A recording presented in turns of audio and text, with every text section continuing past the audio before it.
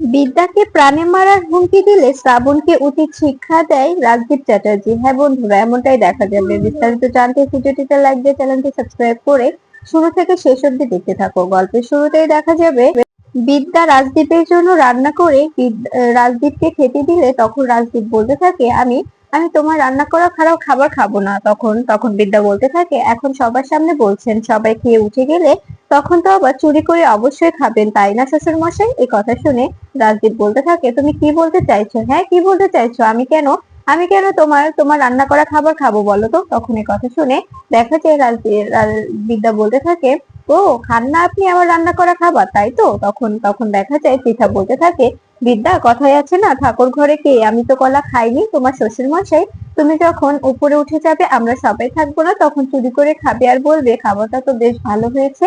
আবার যখন তুমি খেতে বলবে তখন ইগো দেখিয়ে বলবে আমি খাবো না। এই কথা শুনে তখন সবাই হাসতে থাকে। এরপরে রাজদীপ বলতে থাকে, তুমি তুমি আমাকে চ্যালেঞ্জ করছো বিধায় খেলাম, তা না হলে খেতাম না। এরপরে দেখা যায় রাজদীপ খাওয়া দাওয়া শেষ করলে তখন তখন দেখা যায় যে সবার খাওয়া দাওয়া শেষ হলে বিদ্যা সবকিছু গুছিয়ে কলেজের উদ্দেশ্যে বেরিয়ে যায়।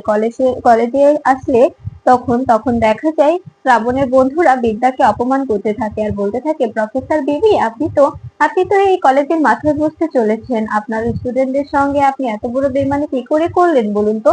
তখন বিদ্যা বলতে থাকে, একদম মুখ সামলে কথা বলবে। তখন দেখা যায় ছেলেগুলো বিদ্যার সঙ্গে অসভ্যতম করলে বিদ্যা ছেলেগুলোকে থাপ্পড় মারে। ঠিক তখনই শ্রাবণ এসে বলতে থাকে, এই প্রফেসর বেবি, তুই জানিস না তোকে আমি কি করতে পারি? তোকে আমি শেষ করে দেব, একদম প্রাণে মেরে দেব। এই দুবার বেঁচে গেছিস বলে ভাবিস না যে তুই আবার বেঁচে যাবি। তোকে তোকে অবশ্যই অবশ্যই মেরে ফেলা হবে। তুই কিছুতেই কিছুতেই কলেজে আর ফিরে আসতে পারবি না।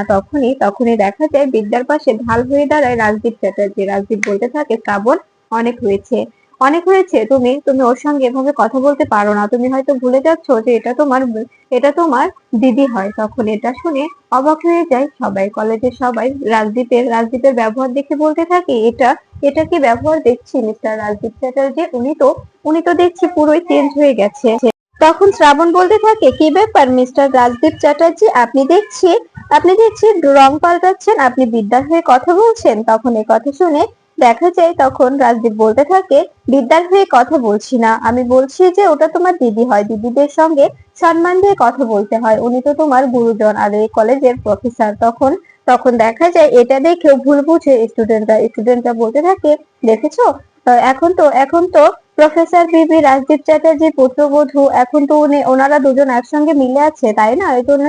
এই জন্যই তো পুত্রবধূ সাপোর্ট টানছে। তখন রায়া বলতে থাকে, না রে, মনে হচ্ছে সত্যি সত্যি রাজদীপ চ্যাটার্জি নিজের ভুলটা বুঝতে পারছে। আর আমার কি মনে হচ্ছে জানিস, এরা ইচ্ছে করে প্রফেসর বিবিকে খেপাচ্ছে আর প্রফেসর বিবিকে আমাদের বোঝাচ্ছে যে প্রফেসর বিবি ওদের সঙ্গে মিলে আছে। আমার কি মনে হয় প্রফেসর বিবিকে ওরা ফাঁসাচ্ছে, আমাদের ভুল বোঝাচ্ছে, আর আমরা আমরা সেই ভুলটা বুঝে প্রফেসর বিবি থেকে দূরে সরে যাচ্ছি, ওনাকে ভুল বুঝছি। কিন্তু কিন্তু আমাদের জানতে হবে আসল ষড়যন্ত্রটা কোথা থেকে হয়েছে। প্রফেসর বিবি আদৌ কি এই হস্টেল ভাঙার ব্যাপারে কিছু জানে কি জানে না? উনি তো বারবার বলছে যে উনি এ ব্যাপারে কিছুই জানে না। উনি কি তবে এতটাই মিথ্যে বলবে? আমার তো বিশ্বাস হচ্ছে না। তখন অঞ্জলি বলতে থাকে, আমারও ঠিক তাই মনে হচ্ছে। তখন কথা বলতে থাকে, আমরা আমরা বুঝতে পারছি না কি কি হচ্ছে এসব, কিন্তু কিন্তু অনেক টাকার ব্যাপার। তোরা তোরা কি বুঝতে পারছিস? প্রফেসর বিবি যদি সত্যি বিক্রি হয়ে থাকে তবে তো অবশ্যই উনি যেটা করছে ওনার স্বার্থের জন্যই করছে, আমাদের কথা তো ভাবছে না।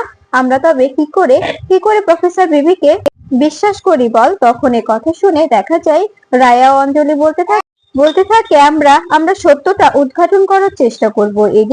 এদিকে দেখা যায় রাজদীপ চ্যাটার্জি শ্রাবণকে বলতে থাকে, শোনো শ্রাবণ, আমি যদি নেক্সট টাইম দেখেছি তুমি ওকে প্রাণে মারার হুমকি দিয়েছো, তবে কিন্তু ব্যাপারটা ভালো হবে না, এই কথাটা আমি তোমাকে বলে যাচ্ছি। ঠিক তখনই শ্রাবণের পাশ থেকে বেরিয়ে আসে ফাগুন। ফাগুন বেরিয়ে এসে বলতে থাকে, আপনি তো দেখছি গিরগিটির মতো রং পাল্টাচ্ছেন, আপনাকে দেখে তো গিরগিটিও ভয় পেয়ে যাবে। তখন এই কথা শুনে রাজদীপ বলতে থাকে, মুখ সামনে কথা বলো ফাগুন, তুমি তুমি এভাবে আমার সঙ্গে কথা বলতে পারো না।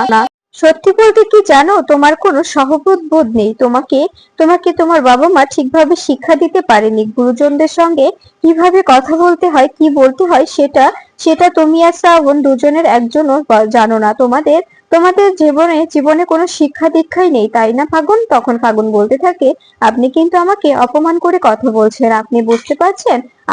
আমাকে অপমান করে কথা বললে আমি যদি একবার আমার ড্যাডিকে বলি, তবে আপনাদের বিজনেসের কি অবস্থা হতে পারে, আপনাদের পথে বসতে হতে পারে। এটা কি আপনি আপনি জানেন? তখন বিদ্যা বিদ্যা বলতে থাকে, শোন ফাগুন, ওনার ওনার যোগ্যতায় উনি উনি কলেজটা চালাবে, এতে তোর বাবা ওনাকে কি করলো না করলো তাতে তো কোনো কিছু যায় আসে না। উনি যদি নিজের কলেজটা নিজের যোগ্যতায় চালাতে জানে, তবে তবে তোরা কিছুই করতে পারবি না। তোরা যতই চেষ্টা করিস না কেন, কোনোভাবে ওনাদের পথে বসাতে পারবি না। এটা এটা আমি চ্যালেঞ্জ করছি তোকে। তখন ফাগুন বলতে থাকে, তুই যতই যা করিস তোর শ্বশুর মশাই বলে তুই ওনার হয়ে কথা বলছিস, তো কিচ্ছু করতে পারবি না, কিচ্ছু করতে পারবি না। এটা এটা মাথায় রাখিস। তোর শ্বশুর মশাইকে আমরা দেউলিয়া করে দেব, অবশ্যই দেউলিয়া করে দেব। কারণ কারণ উনি ক্রমশ গিরগিটির মতো রং বদলাচ্ছেন। শোনা, আপনাকে দেখে গিরগিটিও লজ্জা পেয়ে যাবে। তখন এই কথা শুনে দেখা যায় রাজদীপ রেগে যায় আর বলতে থাকে, আমি চাইলে তোমাকে এক্ষুনি একটা চড় মারতে পারি, কারণ সেই সেই অধিকার আমার আছে। আমি তোমার গুরুজন, আমি তোমাকে শাসন করতে পারি, কিন্তু তোমার মতো মেয়েকে শাসন করা মানে নিজের নিজের ওজন কমানো। তাই আমি তোমাকে কিছু বলছি না। তখন তখন দেখা যায় রাজদীপের এরকম ব্যবহার থেকে বিদ্যাও অবাক হয়ে যায়। তখন রিক বলতে থাকে, দেখেছো বিদ্যা, আমি বলেছিলাম না আমার বাবা অতটাও খারাপ মানুষ নন, উনি শুধু মানুষের কথার চাপে পড়ে এরকম ব্যবহার করতে বাধ্য হয়েছে। উনি উনি আসলে অত্যন্ত একজন ভালো মানুষ, কিন্তু নিজেকে কোনো সময় প্রমাণ করতে চান না। উনি সবসময় নিজেকে বড় দোষারোপি করে যায়। উনি সবসময় নিজেকে অনেক রাগান্বিত ভাব নিয়ে সবার সামনে দেখায়, তার কারণে সবাই মনে করে যে লোকটা হয়তো বা সত্যি সত্যি অনেক খারাপ, লোকটার মধ্যে কোনো মানুষত্ব বোধ নেই। কিন্তু বিশ্বাস করো, আমার বাবা একজন অনেক ভালো মানুষ। তখন বিদ্যা বলতে থাকে, আমি তো আমি তো আগে থেকেই বলেছিলাম লোকটা অনেক ভালো, কিন্তু কিন্তু একটু একটু সমস্যা আছে, ওনার মাথাটা খাচ্ছে লোকটা। যতটা আপনারা ভাবছেন খারাপ, ততটাও খারাপ নয়। তখন তখন দেখা যায় রায়া বলতে থাকে, ম্যাম এসব কি হচ্ছে? মিস্টার রাজদীপ চ্যাটার্জি দেখছি আপনার হয়ে কথা বলছে। তখন বিদ্যা বলতে থাকে, শোনো রায়া, আমি আমি তোমাকে বলছি, আমি আমি এসবের কিছুই জানি না। তোমরা যা ভাবছো যে কলেজটা আমি ভাঙতে চাইছি, এটা সবটাই সবটাই আমার বাবা আর এই ফাগুন ব্যানার্জি শ্রাবণ ব্যানার্জির কারসাজি, এছাড়া আর কিছুই নয়। এর সঙ্গে হয়তোবা রাজদীপ চ্যাটার্জি জড়িত ছিলেন, কিন্তু এখন উনি নিজের নিজের ভুলটা বুঝতে পারছেন। উনি উনি নিজেকে শুধরানোর চেষ্টা করছে। আমার মনে হচ্ছে আস্তে আস্তে মিস্টার রাজদীপ চ্যাটার্জিও নিজেকে নিজেকে শুধরে নেবে আর নিজেকে নিজেকে তোমার দায়িত্ব নিয়ে তোমাদের হস্টেলটা তৈরি করে দেবে। আর সে কথাটা আমি তোমাকে দিচ্ছি, দেখবে তোমাদের হস্টেলটা তোমরা অবশ্যই ফিরে পাবে। তোমরা কোনো একদম চিন্তা করবে না। তোমরা তোমরা অবশ্যই নিজেদের থাকার জায়গাটা নিজেরা ফিরে পাবে। তখন এই কথা শুনে রায়া বলতে থাকে, ম্যাডাম আমাদের কিন্তু থাকার জায়গা নেই, খাওয়ার জায়গা নেই, আমরা কি করব কোথায় থাকবো আমরা কিন্তু কেউ কোনো জানি না। আমাদের নিশ্চয়তা কোনো জায়গাতেই নেই। তাই প্লিজ আপনি যদি কোনো ব্যবস্থা করে দিতেন তবে ভালো হতো। তখন বিদ্যা বলতে থাকে, আপাতত আমি আমি তোমাদের থাকার একটা ব্যবস্থা করে দেব, তারপরে আমি হস্টেলটা নির্মাণের কাজ শুরু করে দেব। তোমাকে আমি একটা কথা বলি, তুমি এই কথাটা কাউকে বলবে না, তুমি আর অঞ্জলি ছাড়া এই কথাটা যেন আর অন্য কারো কানে না যায়। তখন তখন রায়া বলতে থাকে, হ্যাঁ ম্যাম বলুন, আমরা আমরা জানি যে আপনি আপনি কখনো আমাদের সঙ্গে বেইমানি করতে পারেন না, তাই আমরা বিশ্বাস করিনি। কিন্তু বলুন, আমরা যদি ওদের সঙ্গে না থাকি তবে তো ওরা আরো ভুল পথে চলে যাবে। তাই আমরা ওদের সঙ্গে থেকে ওরা যা যা বলছে ওদের সঙ্গে থেকে সেটাই করছি, যাতে ওরা কোনো ভুল স্টেপ না নিতে পারে। তখন তখন বিদ্যা বলতে থাকে, হ্যাঁ তোমরা দুজন ওদের সঙ্গে থেকে ওদেরকে গাইড করবে। আর শোনো, আমি আর তোমার স্যার মিলে একটা একটা প্ল্যান করেছি। রাজদীপ চ্যাটার্জি, কাশ্যপ ব্যানার্জি, শ্রাবণ ব্যানার্জি আমাকে একটা পেপারে সাইন করিয়েছে, আর সেটা হচ্ছে এই কলেজের মাথার উপর বসেছি আমি। আর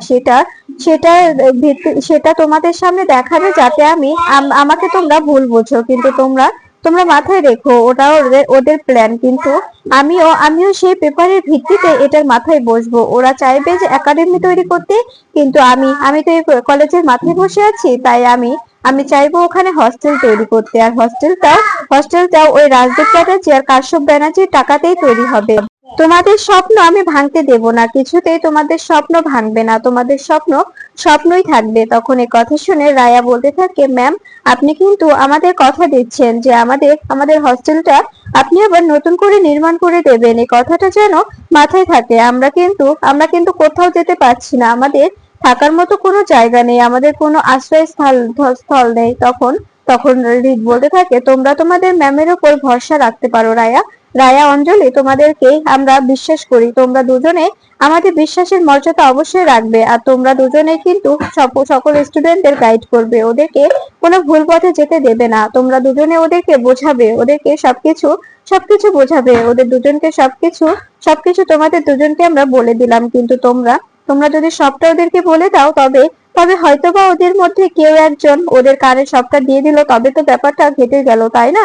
তাই তোমরা ওদেরকে কিছু না বলে শুধু ইঙ্গিতে আকারে বুঝিয়ে দেবে, আর ওদেরকে ওদেরকে গাইড করবে, ওরা যেন কোনো ভুল পথে প্রচারিত না হয়। তখন তখন রায়া অঞ্জলি বলতে থাকে, আপনারা চিন্তা করবেন না, সবটা সবটা আমরা আমরা আমরা ম্যানেজ করে নেব, আপনারা শুধু আমাদের স্বপ্নটা ভাঙতে দেবেন না। তখন বিদ্যা বলতে থাকে, ঠিক আছে রায়া, এখন তোমরা সবাই মিলে কলেজটাকেই ঘিরে ধরে থাকো, আমি আমি বাড়ি ফিরছি। তখন তখন দেখা যায় রাজদীপ চ্যাটার্জি ও রীত চ্যাটার্জি সবাই মিলে বাড়িতে ফিরে আসে। বাড়িতে এলেই তখন তখন দেখা যায় ত্রিধা বলতে থাকে, কেমন কাটলো তোমাদের কলেজের দিনটা? তখন তখন দেখা যায় রীত বলতে থাকে, জানো মা, আজকে শ্রাবণ ও ফাল্গুন বিদ্যাকে অপমান করছিল, শ্রাবণ তো বিদ্যাকে ট্রিট করছিল প্রাণে মারা। তখনই তখনই বাবা বিদ্যার ঢাল হয়ে দাঁড়িয়ে শ্রাবণকে উচিত শিক্ষা দিয়েছে, শ্রাবণকে বুঝিয়ে দিয়েছে যে বিদ্যা এখন আর একা নয়, বিদ্যার পাশে মিস্টার রাজদীপ চ্যাটার্জি আছে, তার ছেলে আছে, তার ভাই আছে, সবাই আছে। তখন এই কথা শুনে ত্রিধা ত্রিধা খুশি হয়ে যায়। ত্রিধা বলতে থাকে, আমি বলেছিলাম না যে লোকটা লোকটা যতই বলুক না কেন যে ও কিছুতে বিদ্যাকে মেনে নেবে না, দেখবি দিন শেষে ও বিদ্যাকে চোখে হারাবে। ও সবসময় বিদ্যাকে চাইবে, বিদ্যাকে বলবে যে আমার পুত্রবধূ বিদ্যাকে ছাড়া আমি অন্য কোনো মেয়েকে এবারে বউ করতে চাই না। তখন তখন রিত হাসতে থাকে আর বলতে থাকে, আজকে আজকে ফাগুনকে যা অপমান করেছে না, তা দেখে ফাগুন হয়তোবা আর আমার বাবার সামনে এসে দাঁড়াতেই পারবে না, আমার বাবাকে আর কোনো আবদারি করতে পারবে না। তখন তখন ত্রিতা হাসতে থাকে আর বলতে থাকে, একদম ঠিক কাজ করেছে মেয়েটা, মেয়েটা অনেক অনেক বাজে মেয়ে একটা। আমি ভেবেছিলাম যে ফাগুন হয়তোবা ভালো, প্রথম থেকে আমার পছন্দ ছিল না, তোর বাবা বলেছিল বিধায় রাজি হয়েছিলাম, কিন্তু কিন্তু এখন যা দেখছি মেয়েটার মতো জঘন্য মেয়ে কোথাও নেই, একদম খারাপ একটি মেয়ে।